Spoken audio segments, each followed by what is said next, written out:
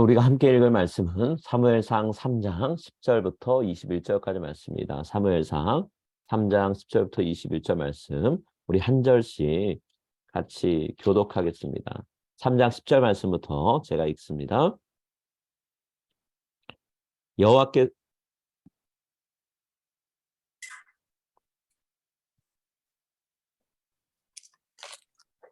여호와께서 임하여 서서 전과 같이 사무엘아 사무엘아 부르시는지라. 사무엘이 이르되 말씀하옵소서 주의 종이 듣겠나이다 하니 여호와께서 사무엘에게 이르시되 보라 내가 이스라엘 중에 한 일을 행하리니 그것을 듣는 자마다 두 귀가 열리리라. 내가 엘리의 집에 대하여 말한 것을 처음부터 끝까지 그날에 그에게 다 이루리라. 내가 그의 집을 영원토록 심판하겠고 그에게 말한 것은 그가 아는 죄악 때문이니 이는 그가 자기의 아들들이 저주를 자청하되 금하지 아니하였음이니라. 그러므로 내가 엘리의 집에 대하여 맹세하기를 엘리 집의 죄악은 제물로나 예물로나 영원히 속죄함을 받지 못하리라 하였노라 하셨더라. 사무엘이 아침까지 누웠다가 여호와의 집의 문을 열었으나 그 이상을 엘리에게 알게 하기를 두려워하더니 엘리가 사무엘을 불러 이르되 내 아들 사무엘아 하니 그가 대답하되 내가 여기 있나이다 하니 그가 이르되 내게 무엇을 말씀하셨느냐 청하노니 내게 숨기지 말라. 내게 말씀하신 모든 것을 하나라도 숨기면 하나님이 불을 내리시고 또 내리시기를 원하노라 하는지라. 사무엘이 그것을 그에게 자세히 말하고 조금도 숨기지 아니하니 그가 이르되 이는 여호와이시니 선하신 대로 하실 것이니라 하니라.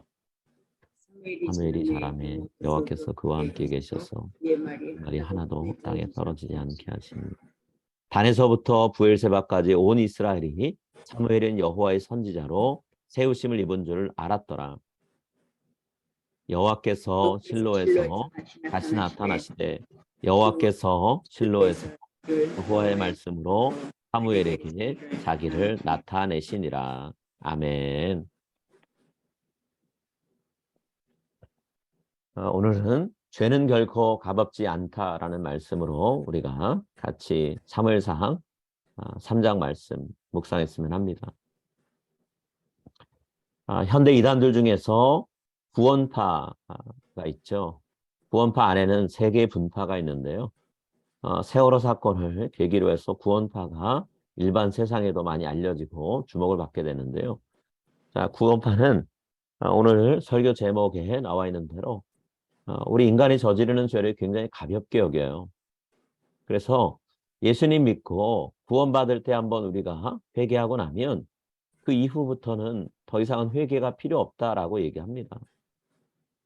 예수님이 우리의 모든 죄를 다 용서하셨기 때문에 우리가 더 이상 회개할 필요 없다라고 이들은 주장해요. 이런 주장을 전혀 터무니없이 하진 않겠죠. 나름 성경 말씀을 근거로 우리가 하는 말이 옳다라고 얘기합니다. 구원파가 회개가 더 이상 예수를 믿고 구원받으면 필요 없다라고 말하는 근거가 되는 성경 말씀 어디에 있을까요? 히브리서 9장 12절을 이들은 근거로 삼습니다. 자, 히브리서 9장 12절 염소와 송아지의 피로 하지 아니하고 오직 자기의 피로 영원한 속죄를 이루사 단번에 성소에 들어가셨느니라.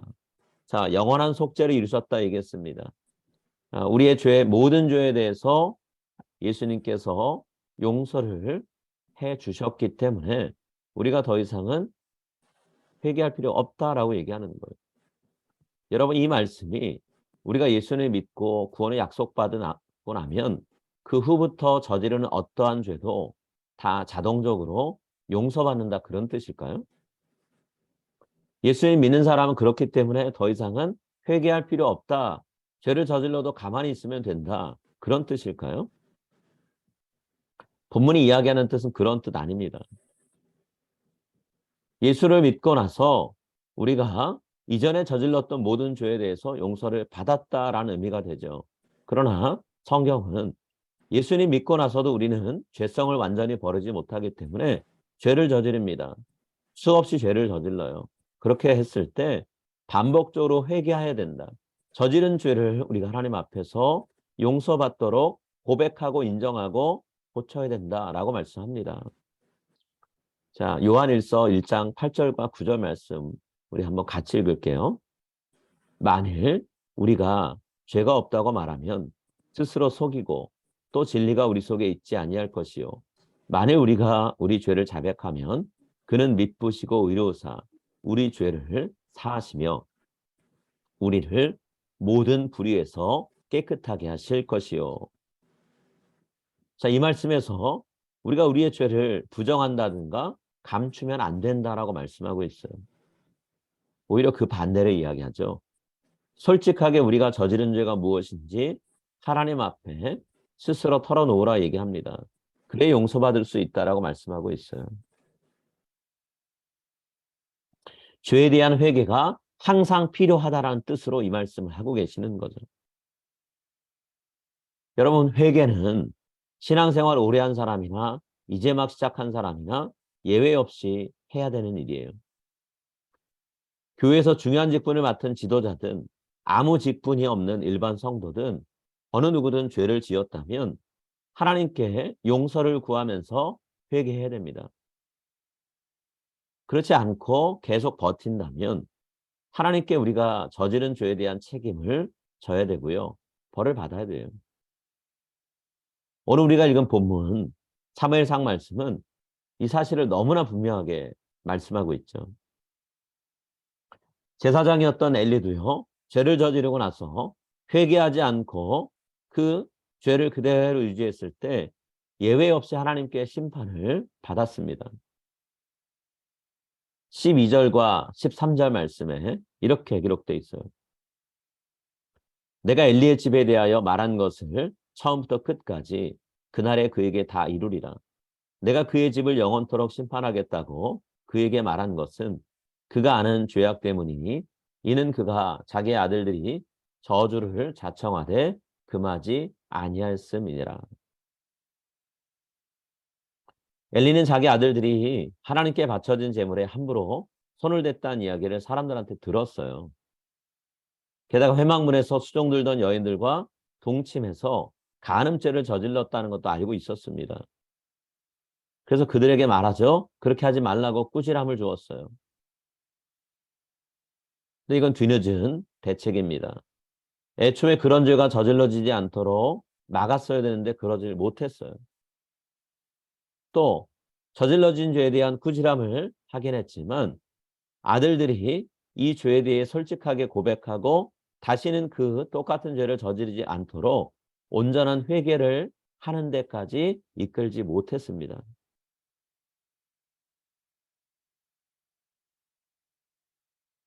회개가 자기의 죄를 인정하고 뉘우치는 것만 포함하지 않죠.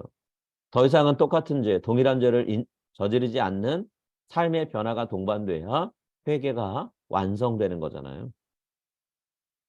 그런데 엘리의 두 아들들은 자신들의 죄를 인정하지도 않았습니다. 고치지도 않았어요.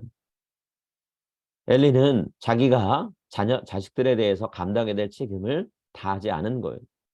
사전에 예방하지도 않았고 사후에 회복하지도 못했다라는 거예요. 하나님이 이것을 엘리의 죄악이다라고 말씀하십니다. 그의 집안의 죄악은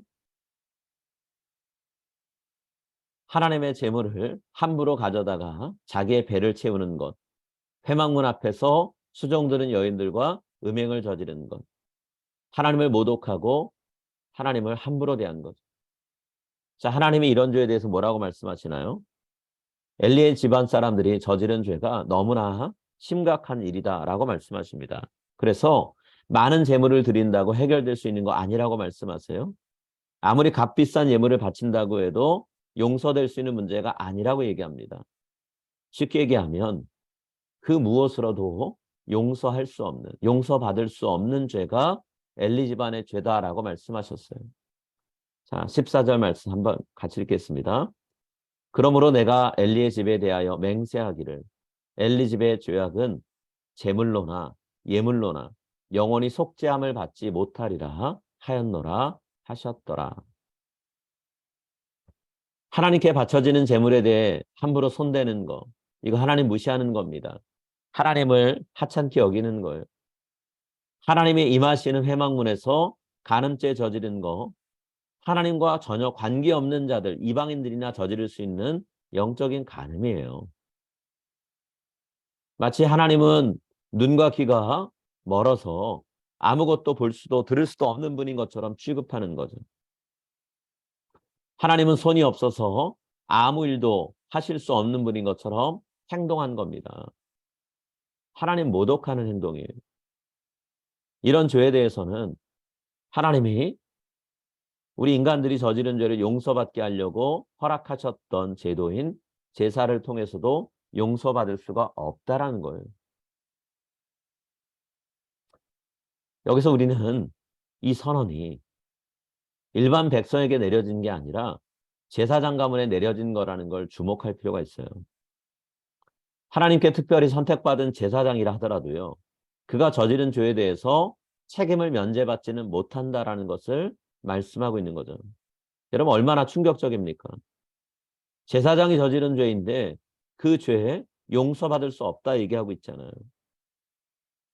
백성들이 저지른 죄를 용서받게 하려고 그렇게 열심히 제사 드리고 제물 바친 제사장인데, 제사장이 자기의 죄 문제도 해결하지 못해서 심판을 예고받고 있죠. 멸망을 선고받고 있습니다.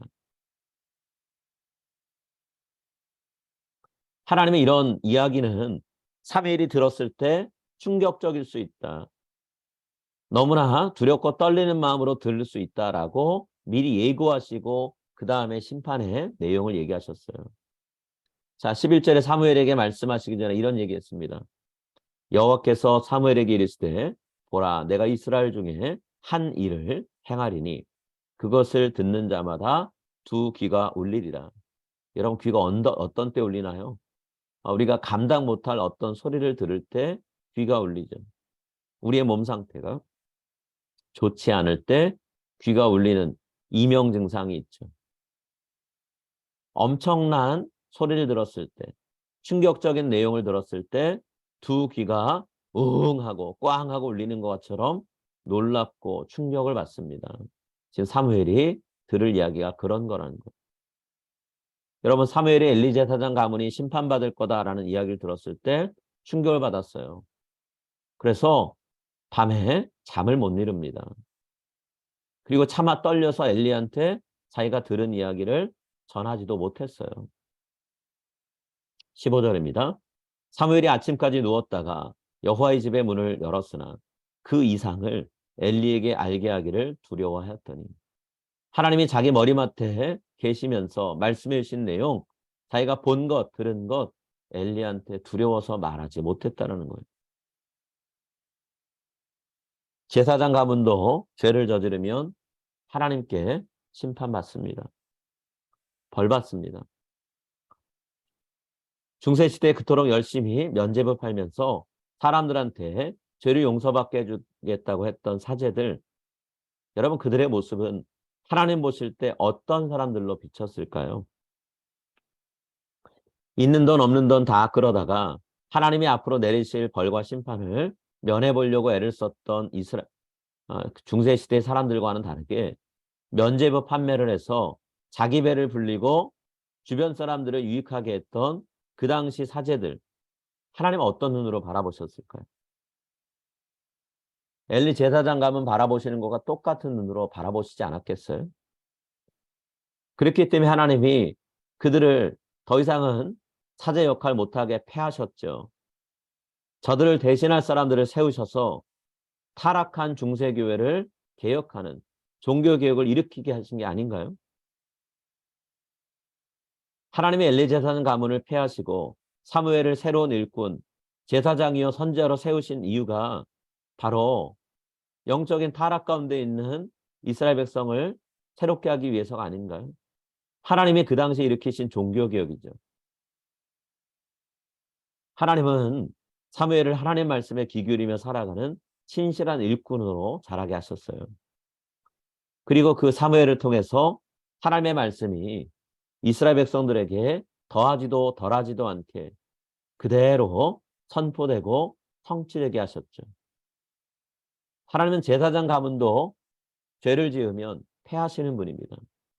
새로운 사람을 세워서 하나님의 말씀을 선포하고 하나님의 일을 이뤄가는 분이세요. 거룩한 분이시잖아요. 성결한 분이시잖아요. 19절에 하나님이 사무엘을 통해 하신 일이 나옵니다. 사무엘이 자라매 여호와께서 그와 함께 계셔서 그의 말이 하나도 땅에 떨어지지 않게 하시니 단에서부터 브엘세바까지의 온 이스라엘이 사무엘은 여호와의 선지자로 세우심을 입은 줄을 알았더라. 엘리는 그 당시에 제사장이었고 사무엘은 엘리의 뒤를 잇는 제사장이었습니다. 이 시대의 제사장은 누구인가요?